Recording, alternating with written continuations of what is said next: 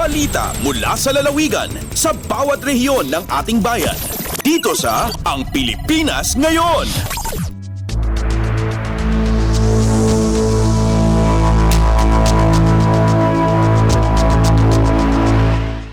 Dumako na tayo sa ating regional news. Unahin natin ang mga balita mula sa rehiyon ng Luzon. Mula sa Lawag, 2,250 sako ng organic fertilizer na ipamigay sa coconut farmers sa Pagudpud, Ilocos Norte. Ang detalye ng balitang ito mula kay Rani Dorilag.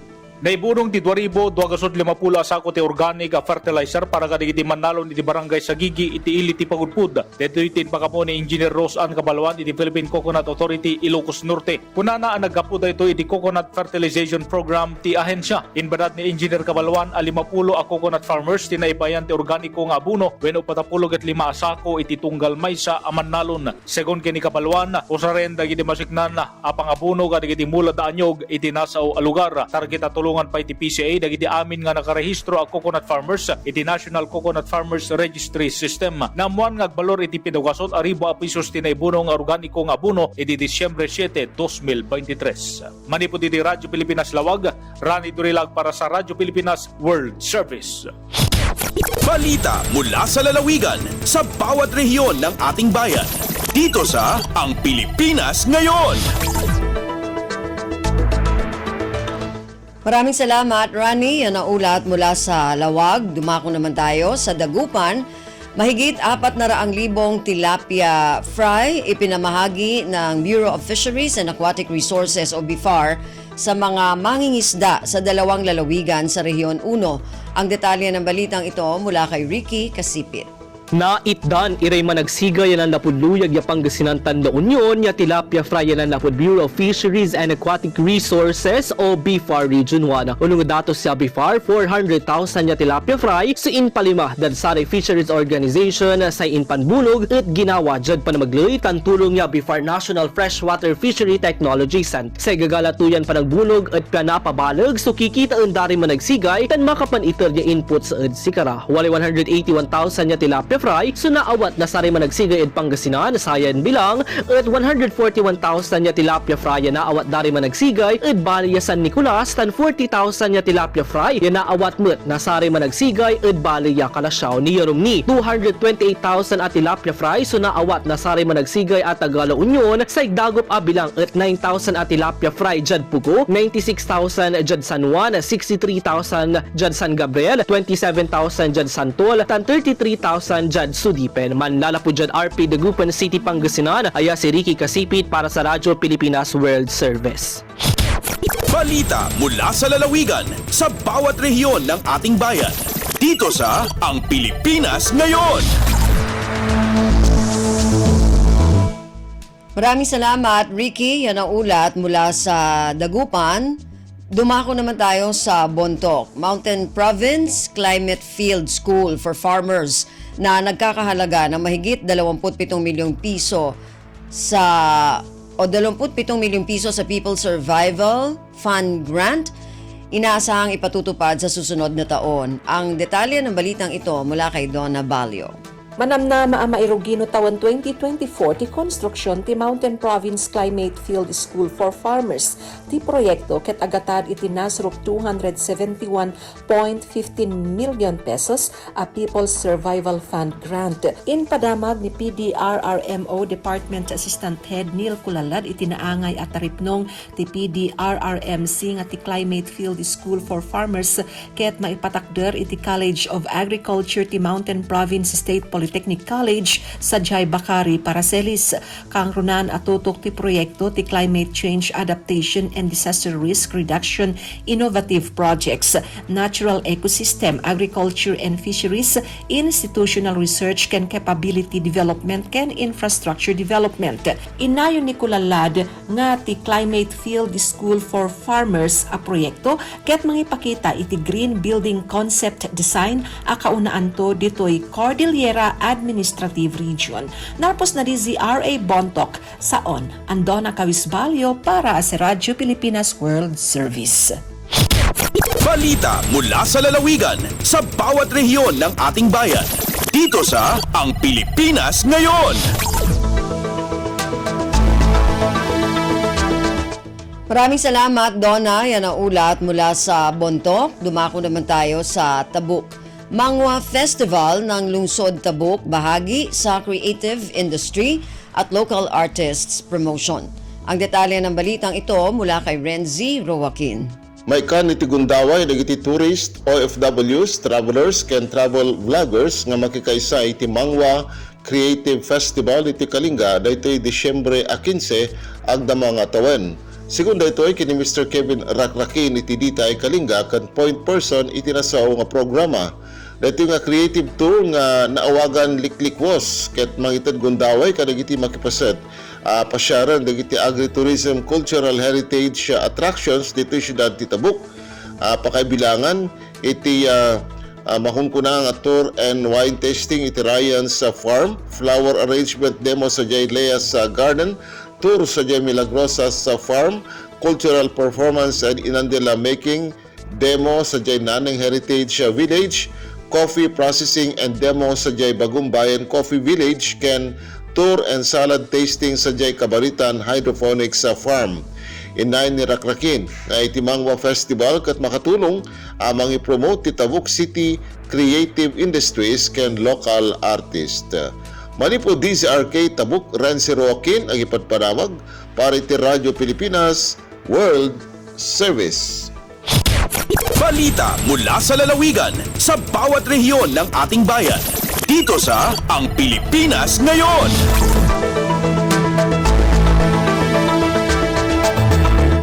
Maraming salamat, Renzi. Yan ang ulat mula sa Tabuk. Dumako naman tayo sa Lucena.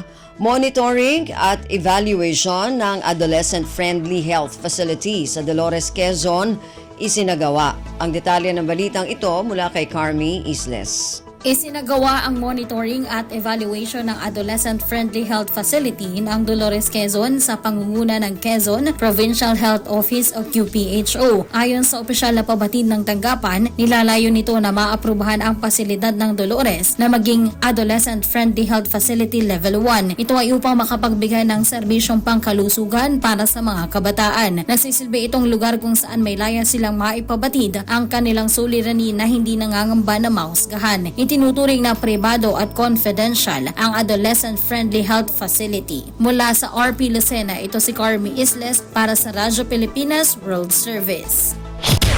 Balita mula sa lalawigan sa bawat rehiyon ng ating bayan. Dito sa Ang Pilipinas Ngayon.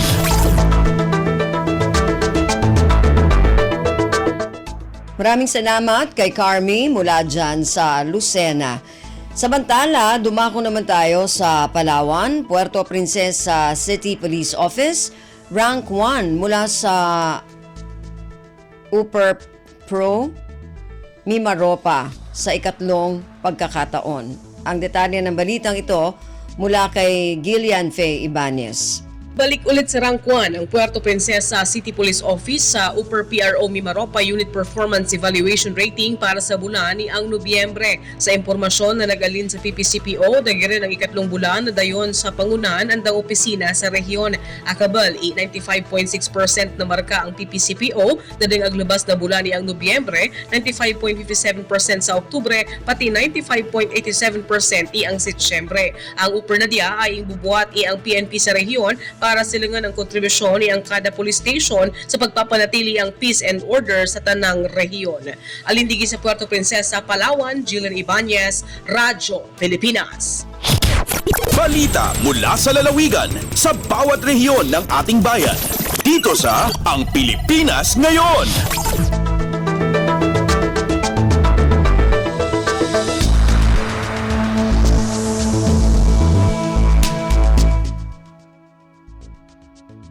Maraming salamat, Gillian. Yan ang ulat mula sa Palawan at kabuuan na ulat mula sa rehiyon ng Luzon.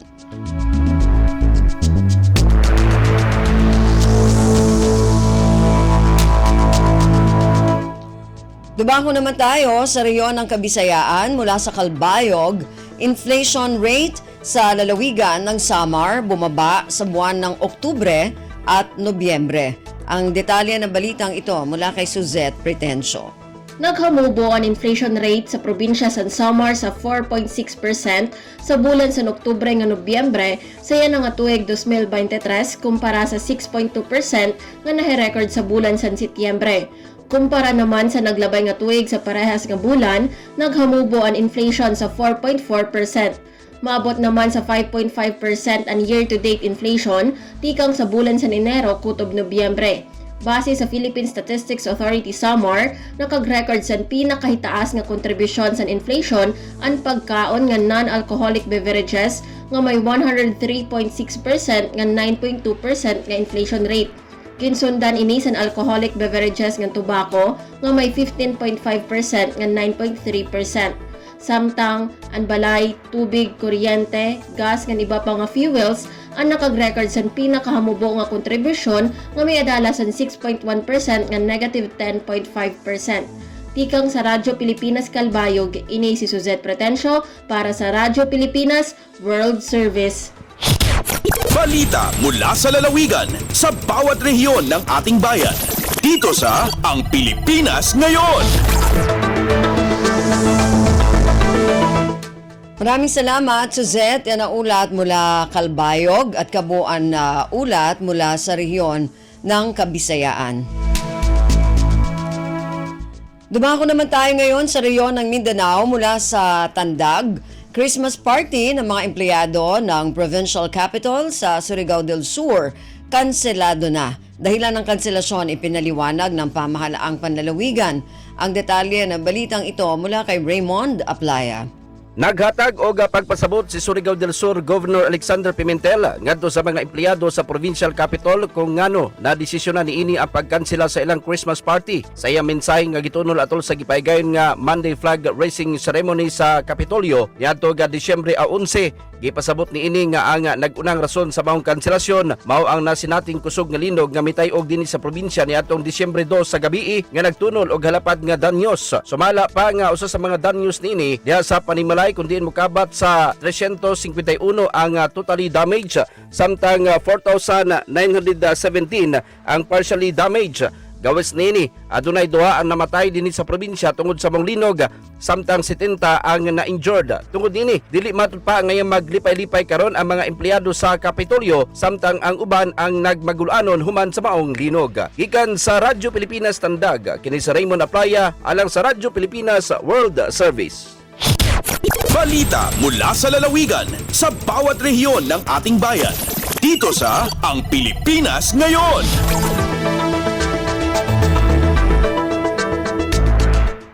Maraming salamat, Raymond. Yan ang ulat mula sa Tandag. Samantala, dumako naman tayo sa Hulo. Isang fraternity sa Sulu tiniyak ang mahigpit na pagpapatupad ng anti-hazing law. Ang detalye ng balitang ito mula kay Fatma Gino. Pianto sinupis sin Alpha Sigma Phi atau ASP hagkatilingkal sin Hula Pilipinas si mahukot yung pagpapanaw nila sin anti-hazing law bang doon ha Constitution and bylaws. Mahalaga bang doon kan Architect Murad Tuto, National President sin ASP in pagatunay sin pagtaymanghod ha kaagi sin pagayad sin dayng hambok pahambuok ha supaya malapas dayng haka mumulahan. Nasabot day sa BST Sali Alam, outgoing chairman sina ASP Lupa Su Alumni Association, sina Aun Hambuok Neophyte, dayng Mindanao State University Sulu, amin lalabay nila bihaon ha recruitment process, hasupay mahinang talbilang sinasabot fraternity and sorority. Tiyan doon sa bahay ni mahukot pag-urul ha anti-hazing law ha recruitment process. Mga doon siya buyan sinakalabay adlaw yaon sin ASP ini kahanggatos kapituan tagwalo tahon anniversary. Doon hay ni napaon yan yung pagguliling ha kaibanan bahagi sin Hulo iman patikul. Kaya sunuan sin pag-tipon-tipon sin katantal bilang sinasabot tumpukan ha Imbeteya Resort ha Barangay Tando Bagwa patikul. Dahil RP Hulo, ini Fatma Diligino para sa Radyo Pilipinas World Service. Balita mula sa lalawigan sa bawat rehiyon ng ating bayan. Dito sa Ang Pilipinas Ngayon.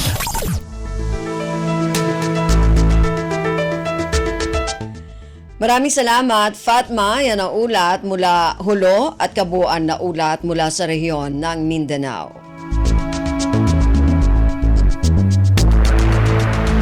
Narinig po ninyo ating regional news para sa araw na ito. Kalipunan ng mga balita mula sa iba't ibang rehiyon at lalawigan dito sa Pilipinas.